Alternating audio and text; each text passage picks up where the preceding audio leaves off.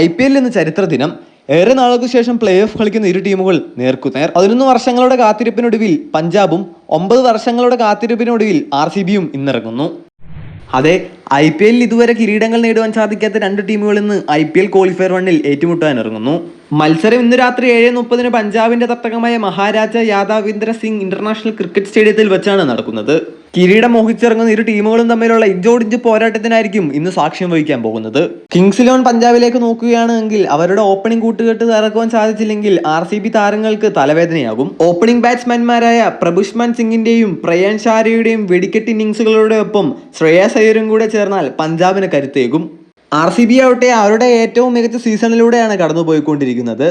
IPL ചരിത്രത്തിൽ തന്നെ ആദ്യമായിട്ടാണ് ടീം ക്വാളിഫയർ 1-ലേക്ക് കളിക്കാൻ പോകുന്നത്, അതും പോയിന്റ് ടേബിളിൽ 2-ാം സ്ഥാനത്ത് ഫിനിഷ് ചെയ്തുകൊണ്ട്. അതുകൂടാതെ RCB ഈ സീസണിൽ എവേ മത്സരങ്ങളിൽ മികച്ച പ്രകടനമാണ് കാഴ്ചവെച്ചുകൊണ്ടിരിക്കുന്നത്. അതുമാത്രമല്ല, ഈ സീസണിൽ എവേ മത്സരത്തിൽ പഞ്ചാബിന് ഈ തട്ടകത്തിൽ വെച്ച് തന്നെ ഏറ്റുമുട്ടിയപ്പോൾ ആ മത്സരത്തിൽ വിജയം കൈവരിക്കുവാനും RCBക്ക് സാധിച്ചു. കഴിഞ്ഞ മത്സരത്തിൽ മികച്ച പ്രകടനം കാഴ്ചവെച്ചുകൊണ്ട് തന്റെ RCBക്ക് വേണ്ടിയിട്ടുള്ള ആദ്യ അർദ്ധ സെഞ്ചുറിയും തികച്ച RCBയുടെ ക്യാപ്റ്റൻ ജിതേഷ് ശർമ്മയും വിരാട് കോഹ്ലിയും ഒപ്പം ഫോം കണ്ടെത്തിയ അഗർവാളും ഈ മത്സരത്തിൽ RCBക്ക് കരുത്തേകും. കൂടാതെ ബൗളർ ഹെയ്സൽ വുഡിന്റെ തിരിച്ചുവരവും RCB ആരാധകർക്ക് പ്രതീക്ഷ നൽകും. അടുത്തതായി അവസാന 5 മത്സരങ്ങളുടെ ഹെഡ് ടു ഹെഡ് നോക്കുകയാണ് എങ്കിൽ 4 മത്സരങ്ങളിൽ RCBക്ക് വിജയിക്കാൻ സാധിച്ചപ്പോൾ ആകെ 1-ൽ മാത്രമാണ് പഞ്ചാബിന് വിജയിക്കാൻ സാധിച്ചിട്ടുള്ളൂ.